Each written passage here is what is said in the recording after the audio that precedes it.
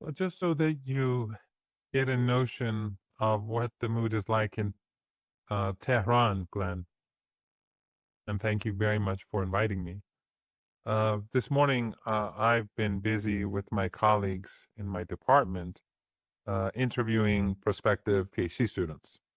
And the city is huge, and I did not hear any of the airstrikes that took place. There were, I think, two or three airstrikes that have taken place in Tehran, uh, maybe three or four, I don't know. But but I didn't hear any of it. And we were just busy doing our interviews, which finished about an hour ago. And so now I'm not really up to speed on the news on my way here. I read a bit, but my understanding from my discussions with friends who are better informed than I, Iran has the upper hand, and the Israeli regime is not doing well. And the Iranian missile strikes have been very effective. And last night, of course, Iran fired, I think, 5 waves of missiles. And since then, they've been firing large numbers of missiles. I think it's probably approaching 100 by now, 2:30 in the afternoon, Tehran time. So the situation, I think, is not going well for the Americans, and I think even and the Israeli regime, and that's, I think, pretty clear by Trump's tweet or his posts on Truth Social to end this immediately because his allies are not doing well.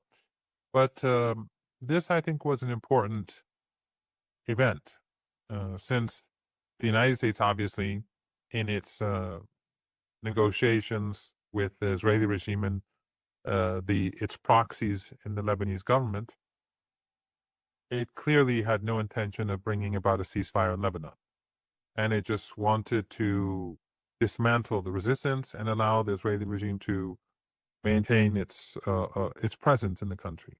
And the Lebanese president, the Lebanese prime minister, were both unpopular figures.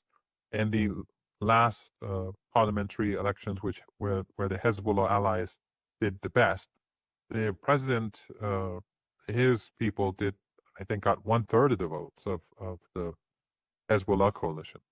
But it doesn't have a popular mandate, and the negotiations with the Israeli regime, which are illegal according to Lebanese law, they the only fruit that they bore is the bitter fruit of death, because hours after the meeting, or shortly after the meeting, and after just hours after an interview that the president of Lebanon made on CNN attacking Iran, the Israelis bombed a convoy of the Lebanese military, murdering a, um, a lieutenant general and his companions. So it just shows that appeasing the regime does you no good, even when you do what they want, you give the concessions that they want. The very fact that the Lebanese regime, the Lebanese government, the installed president, prime minister, the very fact that they carried out these negotiations against Lebanese law was a concession to the Israelis, but they got nothing in return except for the death of their soldiers. And of course, the Israelis have no intention of walking away. So in that interview where he attacked Iran, it was ironic because the only country that is supporting Lebanon in the face of these violations of the ceasefire and this mass slaughter in Lebanon is Iran.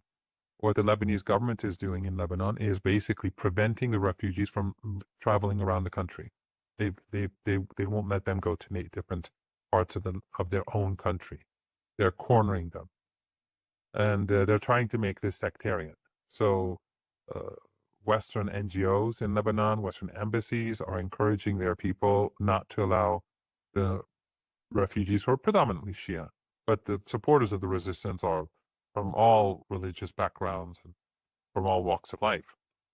But they're telling them not to allow them into your neighborhoods. And the Qataris and the Saudis, through their proxies, are doing the same. So they're trying to prevent the supporters of the resistance from who lost their homes from from finding refuge. And as a result, some people have died because they were forced to go back to their villages in the south, and then they were bombed and killed. So the Lebanese president and the prime minister have a lot of blood on their hands. And so the Takfiris, the Al-Qaeda government in Damascus, they are working with the Israelis to keep the border closed so that the resistance can't get assistance. The installed regime in Beirut is trying to corner them, and it's preventing any aid from coming from Iran or Iraq. So people in Iran and Iraq, they're gathering food, canned food, blankets, tents, money, but they're not allowed to send them because what the government of Lebanon wants to do is to crush the resistance. They want to humiliate their supporters. They want to humiliate really the majority of the Lebanese people. Why? Because they're proxies of the United States, because that's what they were installed to do in the first place. But despite that, Hezbollah has been striking back, and we've seen how effective they've been in such an environment, which I think is very extraordinary. And so the Iranians saw that when the Israelis wants to start bombing Dahia, that was the last place where these refugees could go. The people in southern Beirut, of course, in large numbers, they're large in number, and then all sorts of refugees from across the south went to Beirut. And what the Israeli regime was planning to do was to level the city. And it's quite stunning. We live in a day and age where, since I was a kid, I remember how Western governments always pretended to support human rights. The last 2.5, 3 years, of course, every day has been an eye opener. But Western media, Western governments say nothing about the Israelis wanting to carpet bomb Beirut and to level the city, as they would say themselves. So the Iranians saw that the West supported this, and that the Lebanese government was supporting this, and that the Al-Qaeda government in Syria was supporting this. They said, no, we can't let this happen. And so they said that if the Israelis bomb Beirut, we will strike the Israeli regime. And the interesting thing is that for 3-4 days, I guess, I don't know the exact timing and the exact amount of time, but the Israelis refrained from striking Beirut. But as soon as the Pakistani Minister of Interior came to Iran with the message, and of course Pakistan is the mediator, the Israelis struck Beirut. So it's clear that the Israelis do not want to see any progress at the negotiating table between Iran and the United States. But in any case, in response, the Iranians felt that they had to retaliate, that they had to strike the regime. And I'm surprised that some people inside the regime thought that Iran wouldn't retaliate, that Iran wouldn't strike. And again, it just shows how ignorant they are, how the Mossad doesn't really have a grasp of reality and doesn't have an understanding of how the political leadership in Iran thinks and works, because it's evident. Just like I've been saying for years that Iran will shut down the Strait of Hormuz, it will cut off oil. I've said it on your show many times. I don't, what I say is, I thought it was quite evident that Iran would do that. They didn't see it, and now they thought Iran wouldn't strike, and then when Iran struck in a very big way. The Iranian strike far outweighed the Israeli regime strike. And this is now sort of a pattern, because during the last week or so, or 2 weeks, during the last 2 times the United States violated the ceasefire and attacked Iran, Iran did the same thing then too. Iran's counterstrikes were disproportionate. They were much more severe in magnitude. So on the 3 last occasions, the Iranian responses against the United States U.S. aggression, and this against the bombing of Beirut, the Iranian response has been far larger than the original strike. So I think there's a lot that can be read into that. Well, it seems that this is well thought out through Iranian strategy, because it appears that the U.S. position seems to be that they would like to avoid the high intensity war, because it's they don't have the resources for this. Also, they would like to maintain some escalation control. But during all these peace talks, well, one gets often the impression that the key objective isn't necessarily to put an end to this, but to bring it down to a lower level. That is, yeah, get the fighting to an end and then gradually go a little bit up the escalation ladder on favorable terms. So, put a little bit of blockade on Iran, maybe strike a port here and there, and all the while trying to minimize the opponents, well, which would be Iran's retaliation. But again, with the closure now of Bab al-Mandeb, that is a strait leading into the Red Sea, how do you see? Did you see Iran essentially countering these efforts to do a low intensity war, gradually bleeding out the Iranians to while responding to this with the threat essentially of a high intensity war, which the Americans can't afford? Yes, I think that the Iranians have basically done what you've said. The Americans think that through the siege that they can starve Iranians and bring them to their knees, but that obviously is a double-edged sword because they're starving the whole global economy and doing immense damage. And the stock markets that have gone sharply down since Friday. I think that the energy crisis and the shortages that we see, the lack of helium and the shortage of fertilizers and all other petrochemical goods, this is going to this situation uh, with the booming stock market suddenly not doing so well, and the global and the real economy in serious difficulty is going to get make the challenges much greater for the United States in the weeks ahead. So and its allies. So this double-edged sword is not necessarily going to bear the sort of fruit that Trump wants it to bear.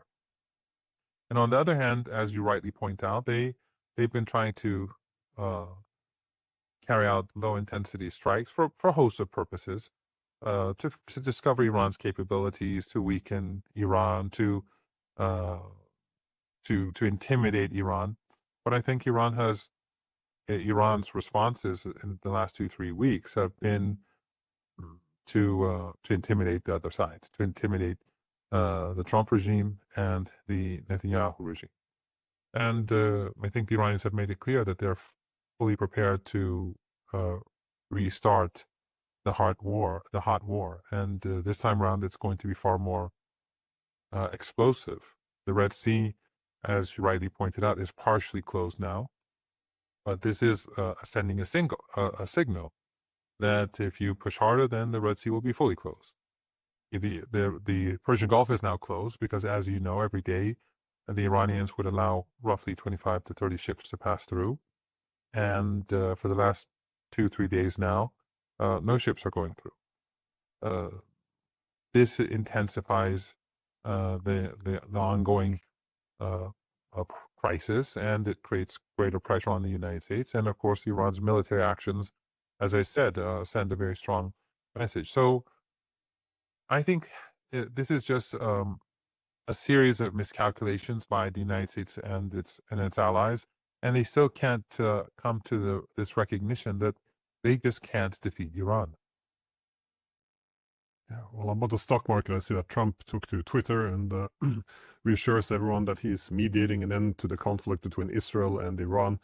It's almost in parallels there to the Ukraine war, where the U.S. is trying to mediate now between the Ukrainians and the Russians. Again, it's been the main actor. It's the one who initiated the wars, and now, of course, it's seeking to mediate. I'm just wondering if this is just a good cop, bad cop, or which are playing vis-a-vis Netanyahu, or if this is real divisions emerging, because again, the actions taken now against Lebanon, again, a lot of destruction we see.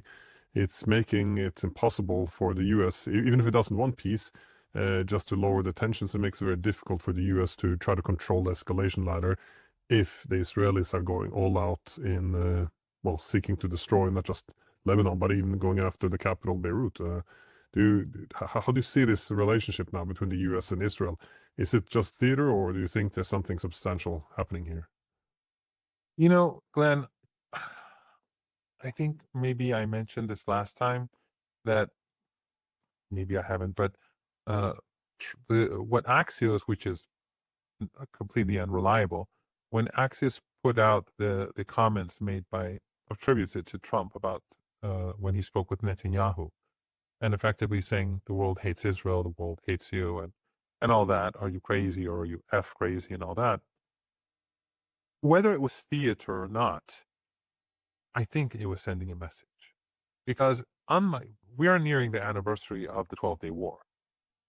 And right before that war, we also had another Axios account of Trump and Netanyahu having differences, and Trump wanting to pursue a peaceful, a negotiated settlement, and then immediately afterwards they struck Iran.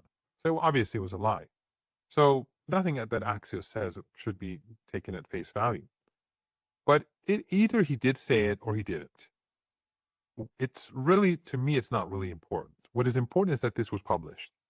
And this was not a publication of not an announcement of some sort of uh, split between Netanyahu and Trump about what to do. This was a statement saying Netanyahu is despised, and because of him, Israel is despised, and that he's crazy. And Netanyahu took a big hit in Israel because of that. His opponents attacked him, his political allies attacked him, and I think he was damaged in the United States and elsewhere too, because many people saw the Axios report. I think that this is, in a sense, an attempt to weaken Netanyahu, not Israel. I don't see any space between the Trump regime and the Israeli regime.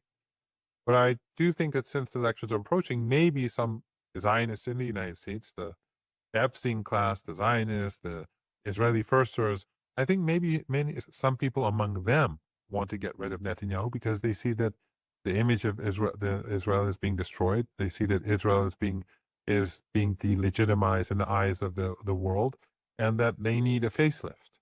And perhaps if someone comes and takes over and Netanyahu loses the election, they can give the opponent. Netanyahu's opponents are just as genocidal. It's a genocidal country, according to their own polls. But, if someone else comes, they can give a facelift, and all the media outlets could blame Netanyahu for all the ills and wrongs. They won't say genocide, but whatever. And then they could try to create a new image for a new leader. That's what I was thinking. I think the only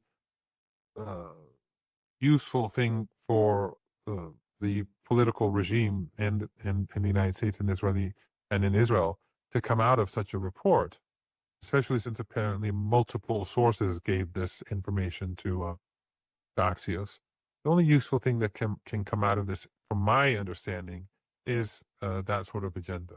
Now, here again, we're seeing that Trump is saying, I'm telling him not to attack. He's wrecking the peace agreement. Why would he do that? Netanyahu strikes. Maybe Trump is fine with that if he strikes. Maybe he's, and the U.S. is supporting him as we speak. U.S. Tankers are refueling Israeli regime jets. The United States is trying to stop Iranian missiles. U.S. Radar installations in Turkey, AWACS jets in Turkey and in Jordan, and they're attempting, and in the Persian Gulf, what remains of them are attempting to help the Israeli regime. They're helping. But why would he say that Netanyahu is wrecking a peace agreement? I think, again, this goes back to what I was saying earlier, that maybe they want to say that Netanyahu is a part of the problem and that we need to remove the problem for a solution. Again, this is just speculation. I've said it elsewhere and no one else has said it, so maybe I'm just talking nonsense. And I don't consider myself to be an expert on these issues. But I can't figure out any other meaningful explanation for Trump to say, I'm going to tell Netanyahu not to attack. And then he says, I was about to have a peace agreement, and then this happens. And what does anyone conclude but that Netanyahu is wrecking the peace? So the global crisis that we're experiencing is his fault. And I think the purpose is to ultimately get rid of Netanyahu. Maybe. Well, as we now seemingly know, But sorry, yeah, but just one thing. But it still weakens Trump because it just shows that Trump is ineffective. Because for Trump to come out and say, I told him not to do this, and then he does, even though all the funding comes from the United States, and now they want to merge the US armed forces with the Israelis, it doesn't look good for Trump. For him to say, I told him not to do it, he can't do anything without my permission, and he does, it just makes Trump look like a nobody. yeah, that's the thing. When he announces, I told Netanyahu not to attack. I mean, either he's deceitful or he is weak, and well, it's and or. I guess it could be both. But you're right. None of this makes him look good in any way. Uh, but And when I say that there's an attempt to weaken Netanyahu, I'm not saying that necessarily he's the one behind it, but the people who publish the information on Axios, whoever they may be, I think that is something they may be seeking.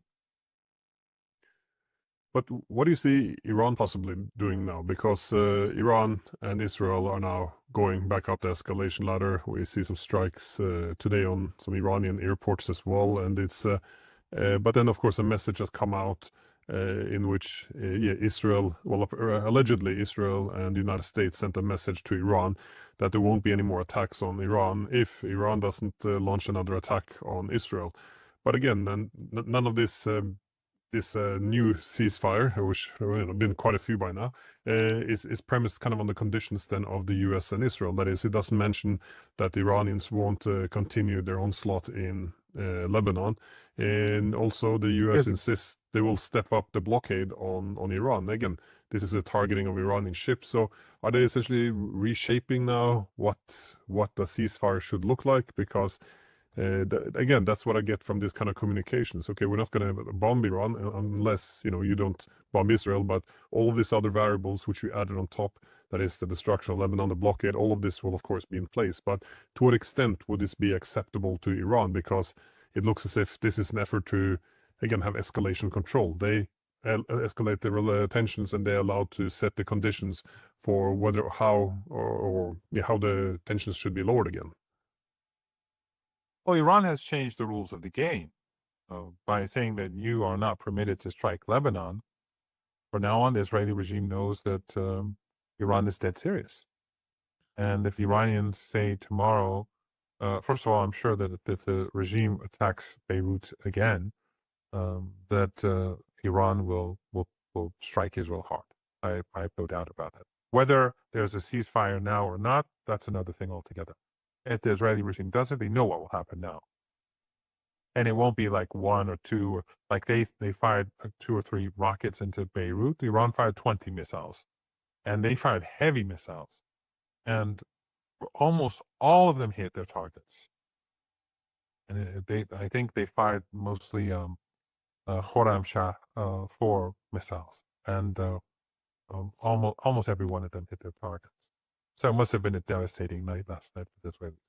But so the Iranians are going to definitely change the way in which the Israeli regime functions in Lebanon, and that makes it much more difficult because they're not doing well on the battlefield, as you know. With regards to the Strait of Hormuz, Iran has shut down all trade now, and that is going to increase the pace of the global crisis. It's we're moving forward towards the cliff. The world economy, and now it's just going to be faster. And what the Yemen has done in the Red Sea raises the stakes, as they say, in the West. So, I mean, Trump, he's not Trump. It doesn't matter to Iran what Trump says. What matters to Iran is what Trump and his regime do. And for Iran, the agreement that we were very close to implementing with the United States a couple of weeks ago won't change. Iran won't give any concessions. There has to be an end to the war in Lebanon. The regime has to retreat. There has to be an end to the slaughter in Gaza, and the siege has to be lifted. Iran's sanctions on Iran's oil energy exports has to be waived for the duration of the agreement, and the United States has to give up its the soul and assets of Iran that it has.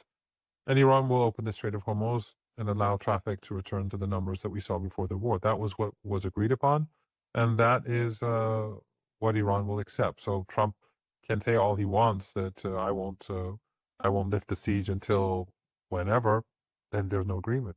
Or if he says I will, uh, I until Iran, I won't remove the sanctions until, then Iran will say, okay, then we'll continue with the current status quo, whether it's with violence or without. But Iran believes it will outlast the United States, no matter how difficult it becomes. Well, again, now I think the whole world is looking whether or not this new rapid escalation will against freeze, or if it will continue to spiral out of control. But essentially what the message that Iran, as you say, has done now is essentially to extend its deterrence to Lebanon. And I think this surprised many because Iran responded not simply to attack on itself, but an attack on Lebanon. And if you follow now the Israeli commentators in the media, they're essentially making the point that, well, this is unacceptable for Israel, that to have a new situation where Iran's deterrence is essentially extended to Lebanon. So they see this as a necessity to essentially categorically reject it by continuing to destroy Lebanon. So given this, plus the Netanyahu essentially undermining the authority now of Trump, where do you think this is going to go now? Because if the U.S. decides, well, we're going to just enter the fight on Israel's side now, the whole Yemen blockade of the Red Sea could be then, of course, dramatically expanded, not simply Israel, but now go over to U.S. and possibly even Europe. I see that the Europeans now are pushing, when I say Europeans, I mean the EU, is pushing sanctions on Iran, and also the French are in talks with Cyprus